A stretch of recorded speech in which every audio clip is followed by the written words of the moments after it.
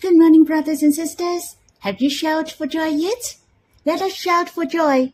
We have a warm dwelling place, for God became our secure resting place. We can commit all our matters in life to Him. It's so wonderful. We have united with the Lord forever. He is our warm dwelling place. He is our beloved of manifold love. We can commit all our things to Him. He is accountable for our life to the end. We can swim in the river of love with the Lord in eternity. There's no other resting place for us in heaven and earth. Whom do I have in heaven? And there is nothing on earth that I desire. I'd like to sing a hymn with you in Songs of Love, Song 89, My Warm Dwelling Place. In the universe, my heart finds no resting place. Only you are my eternal rest. In the universe, to whom can I give my love? Only you're my secure resting place. You are my warm dwelling place. How blessed we are united. Fore'er we are in the river of love. Apart from you, whom do I have in heaven? Only you worth my hearts and worship. Apart from you, I have no desire on earth. Only your love captures my heart. You are my warm dwelling place, my eternal resting place. You are my glorious beloved. I hope you have time to draw near the Lord personally, to worship Him and come before Him. You can stop the recording and we'll read the Bible when you're done. May the Lord bless you. Brothers and sisters, let us enjoy Psalm 31. To the choirmaster, a psalm of David. In you, O Lord, do I take refuge. Let me never be put to shame. In your righteousness deliver me. Incline your ear to me. Rescue me speedily. Be a rock of refuge for me, a strong fortress to save me. For you are my rock and my fortress. For your name's sake, you lead me and guide me. You take me out of the net they have hidden for me. For you are my refuge. Into your hand I commit my spirit. You have redeemed me. O Lord, faithful God, I hate those who pay regard to worthless idols, but I trust in the Lord. I will rejoice and be glad in your steadfast love. Because you have seen my affliction, you have known the distress of my soul, and you have not delivered me into the hand of the enemy. You have set my feet in a broad place. Be gracious to me, O Lord, for I am in distress. My eye is wasted from grief, my soul and my body also. For my life is spent with sorrow, and my years with sighing. My strength fails because of my iniquity, and my bones waste away. Because of all my adversaries, I have become a reproach, especially to my neighbors, and an object of wrath to my acquaintance. Those who see me in the street flee from me. I have been forgotten like one who is dead. I have become like a broken vessel. For I hear the whispering of many, terror on every side, as they scheme together against me, as they plot to take my life. But I trust in you, O Lord. I say, you are my God. My times are in your hand. Rescue me from the hand of my enemies and from my persecutors. Make your face shine on your servant. Save me in your steadfast love. O Lord, let me not be put to shame, for I call upon you. Let the wicked be put to shame.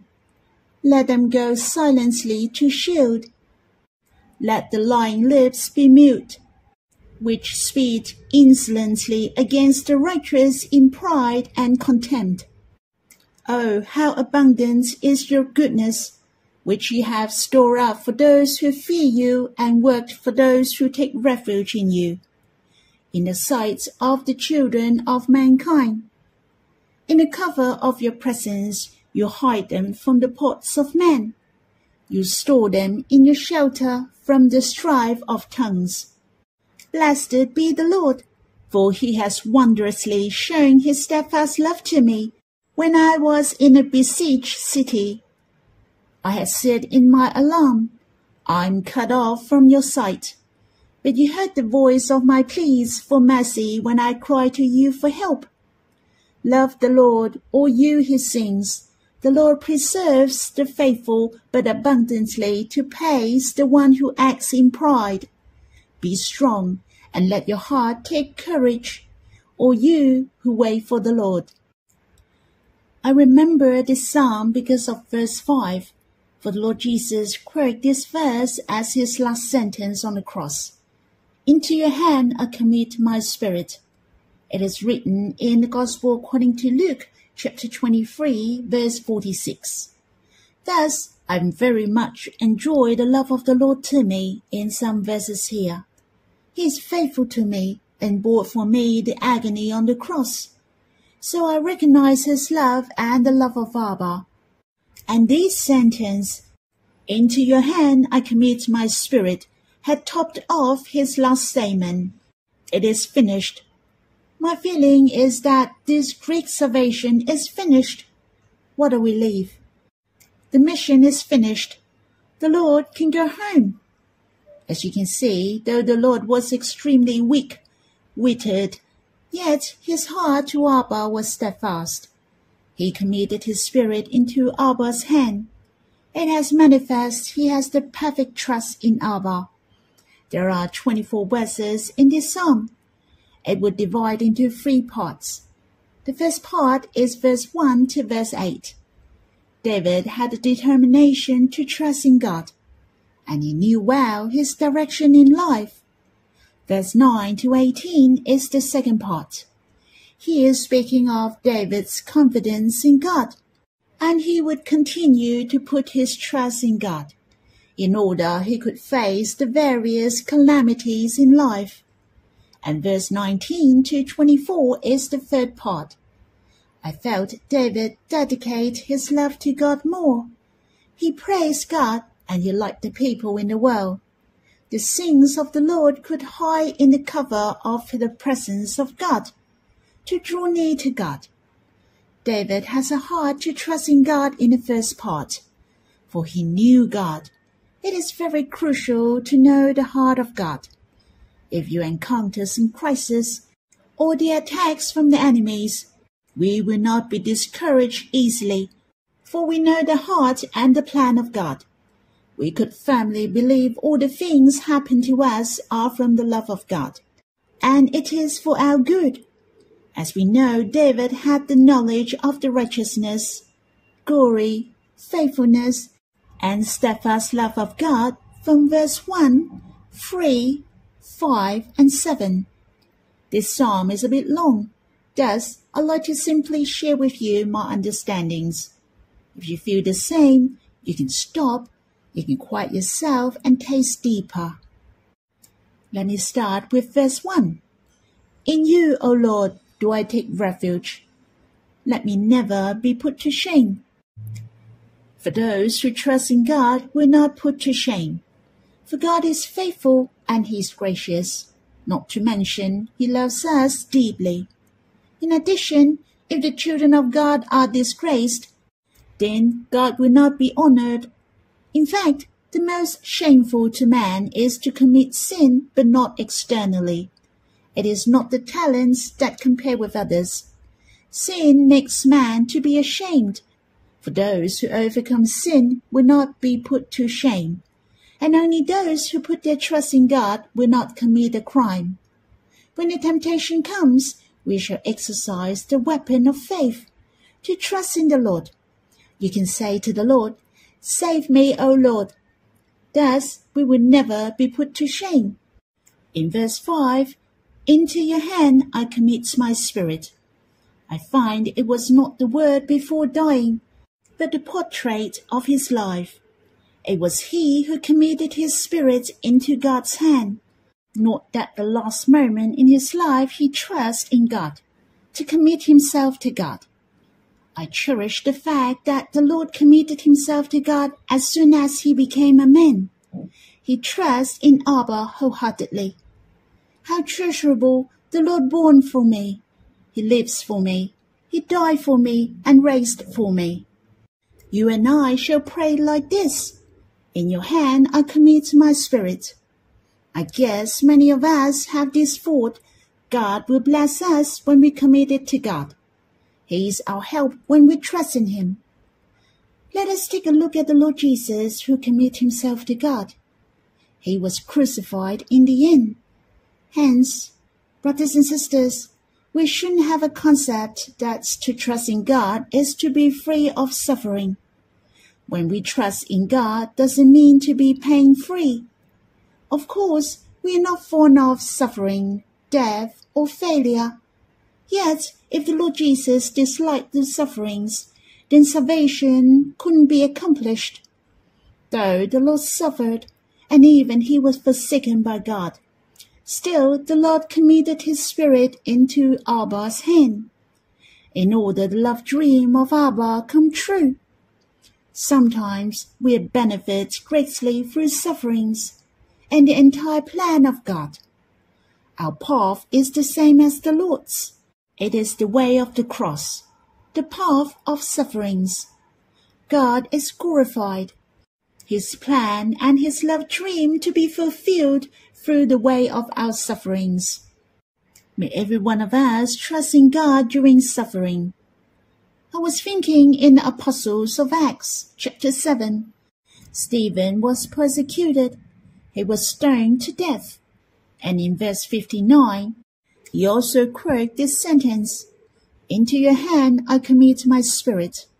My heart was very touched. When he said this sentence, the stones were thrown at him. It was painful to him, and he was bleeding. Yet his faith was strong.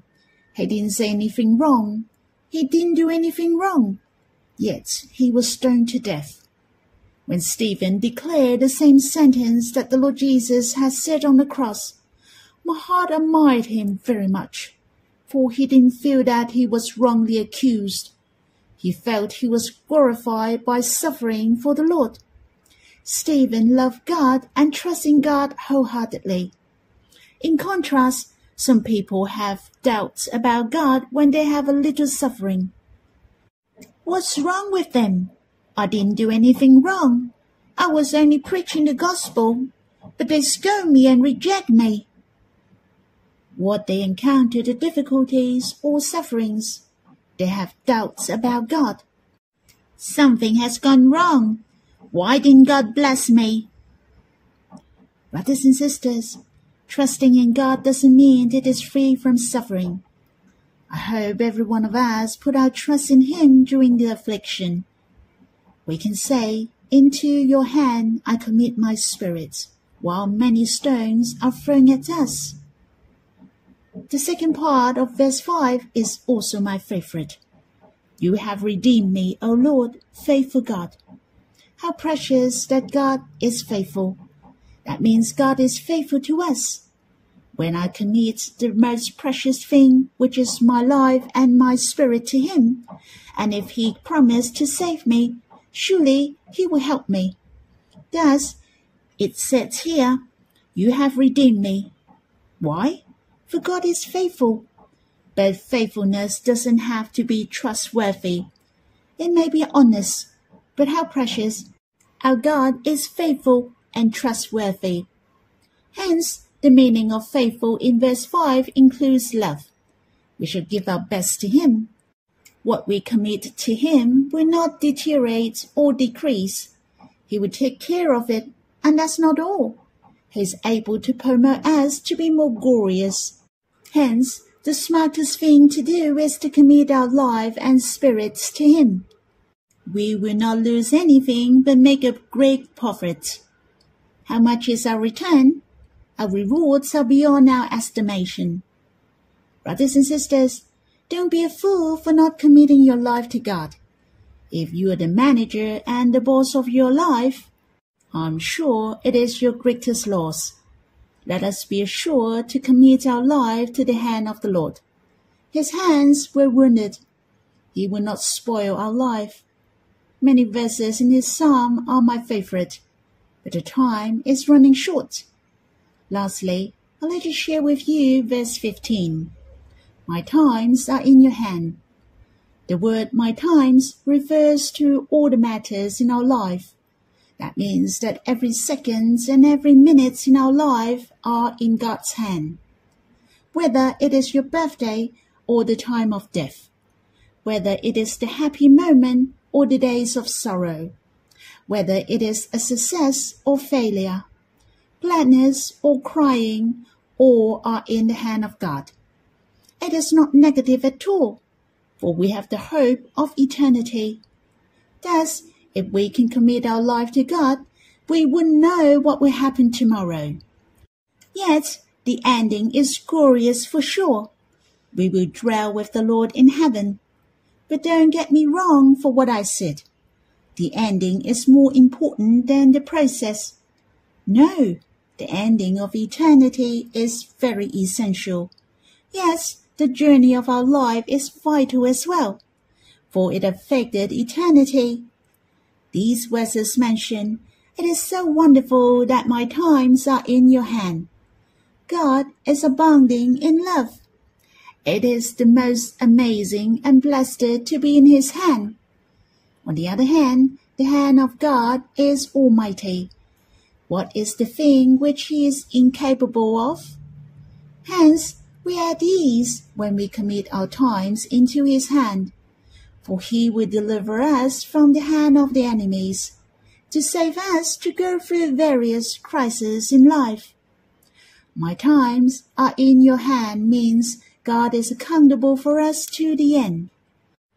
I'd like to ask who dares to promise you to bear all the responsibilities to the end? Brothers and sisters, the love of God is my enjoyment. You and I are the most blessed in the pleasant life till eternity. Brothers and sisters, that's all for my sharing. I'd like to use verse 19 and 20 to be my conclusion.